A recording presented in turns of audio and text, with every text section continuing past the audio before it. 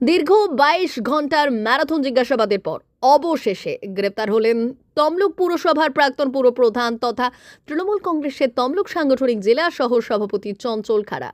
খুনের চেষ্টা, তোলাবাজি এবং জমি দখল সংক্রান্ত একাধিক গুরুতর অভিযোগের ভিত্তিতে শুক্রবার পুলিশ তাকে গ্রেপ্তার করে। বর্তমানে তিনি ২০ নম্বর ওয়ার্ডের কাউন্সিলর হিসেবে দায়িত্বে রয়েছেন। মামলার বিবরণ অনুযায়ী ২০২১ সালে তমলুক পুরসভার ২০ নম্বর ওয়ার্ডে একটি জমি কেনেন চিকিৎসক পার্থ সারথী মান্না। অভিযোগ, জমিটি কেনার পর থেকেই চঞ্চল খাড়া ও তার অনুগামীরা এই চিকিৎসকের ওপর মানসিক ও শারীরিক নির্যাতন শুরু করেন। ক্রমাগত চাপ সৃষ্টি করা হচ্ছিল বলে দাবি করেছেন অভিযোগকারী চিকিৎসক।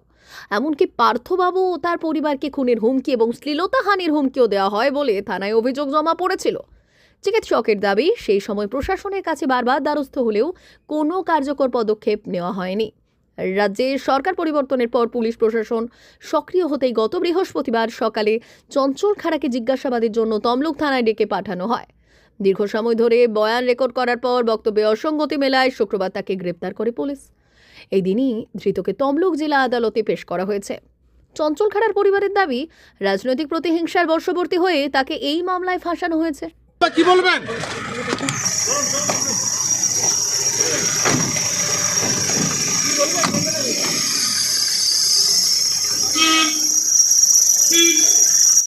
দীর্ঘদিন আমরা এখানে আছি ২০০৭ সাল থেকে। অনেকবারই আমরা এই মিডিয়াও করেছি।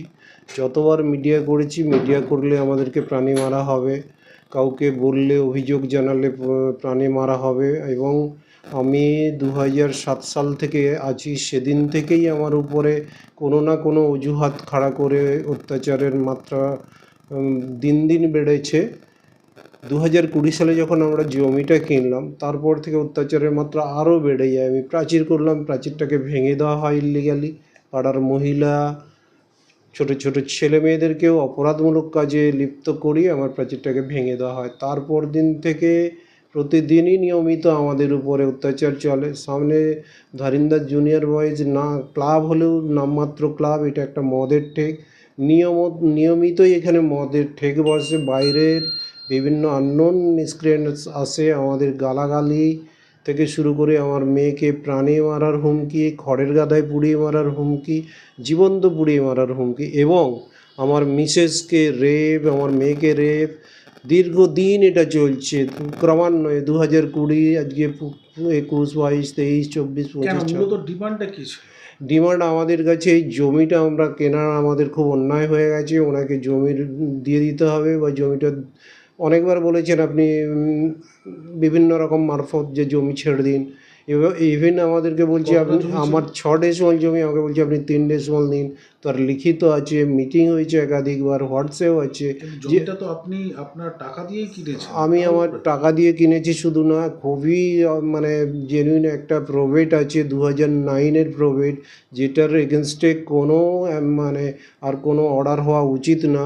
সিভিল কোর্ট হ্যাজ নো মানে pass any order against it.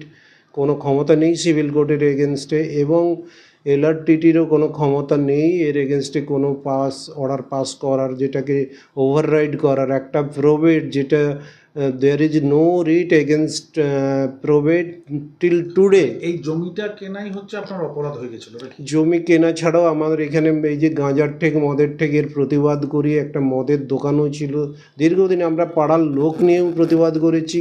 পাড়ার লোক শুধু ভয়ের রাজনীতি, সবাই মুখ খুলতে রাজি আছে, কিন্তু কেউ মুখ খুলতে পারছে না। সবাই আমাকে ফোন করে অনেকেই যে এটা প্রতিবাদ করা উচিত। আমি নিরুপায় শুধু নয়, যেহেতু মুখের সামনে আছি, প্রতিদিন অত্যাচারিত হচ্ছি, আমাদের দেওয়ালে ফিট থেকে গেছে, আমাদেরকে এটা করতেই হবে। আমি ডাক্তারি করতে পারছি না। আমি আজকেও দেখুন, আমি সারাক্ষণ কালকে দাঁড়িয়েছিলাম থানায়, আজকেও আমি এসে রুট ক্যানাল, একটা এত কঠিন ট্রিটমেন্ট, দীর্ঘদিন আমি এখানে আমার পেশেন্ট সুনামের সঙ্গে কাজ করছি। আমি মানে দাপট কি করে দেখাতো, এটা একবারে অলিখিত নয়, একবারে সবাই জানে প্রকাশ্যে দাপট, একবারে মানে লিখিত দাপট, একবারে পার্টির হুইপ আছে কিনা আমি জানি না। দীর্ঘদিন ধরে এই অন্যায়টা করেছেন। আমি সর্বত্র জানিয়েছি, সর্বোচ্চ পর্যায়ে জানিয়েছি, মন্ত্রী থেকে শুরু করে কেউ আমার পাশে দাঁড়ায়নি। তমলুকের একটা কেউ এসে কোনোদিন আমাকে ফোন করে, দলের হয়ে কাউন্সিলর ছিলেন উনি তৃণমূল দলের কাউন্সিলর ছিলেন। দাপট ছিল, যথেষ্ট দাপট এখানে আমার কাছে। ওনার যে অনুগামী যারা, যে প্রধানত কমল মাইতির নেতৃত্বে বলরাম ফদিগার, নারায়ণ ফদিগার এদের নামে এবং রাজু ফদিগার মূলত যারা প্রতিদিনই আমাদের হেনস্থা করে, ইভিন লাস্ট ডেতে আমাদের গায়ে থুতু ফেলছে এরকম। এবং আমরা যখন এই রিসেন্ট আমরা 3 তারিখের পরে, মার্চের 3 তারিখের পরে আবার আমি বাঁশ দিয়ে ঘিরে নিয়েছি, তো আমাকে বলছে এই বাঁশ আবার ভেঙে দেবো, আমাদের এখানে ঘরে থাকতে দেবো না। পাড়ার মহিলা এনে আমার ঘর ভেঙে দেওয়ার হুমকি, আমাদেরকে অবশেষে প্রাণী তিনি- মেরে, অবশেষে কালকেও তিনি- পাড়ার মহিলা এনে অবশেষে হুমকি তিনি দেখাচ্ছে। গ্রেপ্তার হয়েছেন, এখন কি কিছুটা স্বস্তি লাগছে? স্বস্তি কতটা জানি না, কতটা পাবো আমরা সেটা সময়ই বলবে। যে পুলিশ আমার পাশে আছে কি নেই সেটা আমরা সময়ই বলবে। ওনারা এই কদিন দেখছি যথেষ্ট পাশে থেকেছেন, আইসি সাহেব যথেষ্ট হেল্প করছেন, সবাই, ইভেন প্রভাকর নায়ক স্যার অসম্ভব ভালো। ওনারা সারাক্ষণ কালকে এতটাই পরিশ্রম করেন, আমি মনে করি যে আমি একা পরিশ্রম করি, তো ওনাদের কাজটা দেখলাম যথেষ্ট কঠিন পরিশ্রম করে কি ওনারা চাইছেন আপনি? করেন। আমি প্রতিকার চাইছি। আমি মূলত আমি পালা বদলের পরে আমাদের মাননীয় মুখ্যমন্ত্রী শুভেন্দু অধিকারী মহাশয়ের কাছে আমি এটাই বলতে চাইছি যে আমি যাতে এখানে শান্তিতে থাকতে পারি, আমার সুরক্ষার ব্যবস্থা করতে হবে। আমি দিন দিন আতঙ্কে আছি, এইভাবে বেঁচে থাকা সম্ভব নয়, একবারে বেঁচে থাকা সম্ভব নয়। উনি আমাদের সুরক্ষার ব্যবস্থা করুন। আমি স্বাভাবিক লাইফে ফিরতে চাইছি। আমি যেন প্রতিদিন আমি পেশেন্টটা দেখতে পারি, মানুষের সেবায় আমি যে কাজটা করি সেটা যেন সুষ্ঠু স্বাভাবিক মস্তিষ্কে করতে পারি। আর নয়, এর শেষ কোথায়? মুখ্যমন্ত্রীর কাছে আমি জানতে চাইছি যে এর শেষ কোথায় আমাদের? যদি আমরা মারা যাই তারপরে কি বিচার হবে? আমি আর একটা আবেদন করব যে আমি আমার টোটাল জিনিসটা আমি এবিপি আনন্দে আমি বসে আমার এক ঘন্টা সময়ের কাছে গিয়ে বলতে চাইছি যে আমাদের উপরে কী পরিমাণ অত্যাচার হয়েছে। একবারে অর্গানাইজড, প্রাতিষ্ঠানিক দুর্নীতি যেরকম হয়েছে, প্রাতিষ্ঠানিক অত্যাচার, একবারে প্রাতিষ্ঠানিক ক্রাইম। এটা একবারে ইভিন সবাই জড়িত হয়েছে, কারা কারা জড়িত নয় এইটার মধ্যে। ভূমি দপ্তর দীর্ঘ 5 বছর আমাকে ঘুরিয়েছে, একটা প্রোবেটেড রেকর্ড, কেন এতদিন পরে রেকর্ড কারেকশন হলো? আমার রেকর্ড কারেকশনটা পার্থ সারথী মান্না। মা ওয়েলফেয়ার ফাউন্ডেশন নেশা মুক্তি ও পুনর্বাসন কেন্দ্র। বিজ্ঞানসম্মত আধুনিক পদ্ধতি ও অভিজ্ঞ চিকিৎসকদের দ্বারা চিকিৎসা ও কাউন্সেলিং করানো হয়। নেশার প্রবণতা থেকে বের হওয়ার জন্য চাই সৎ ইচ্ছা। এই নেশাসক্ত ব্যক্তিদের নানান সমস্যার সম্মুখীন হতে হয়, তারা চাইলেও এই পথ থেকে বেরিয়ে আসতে পারেন না, হতাশ ও একাকিত্ব বোধ করেন। তাদের ভুল পথ থেকে স্বাভাবিক জীবনে ফিরিয়ে আনতে আমরা বদ্ধপরিকর।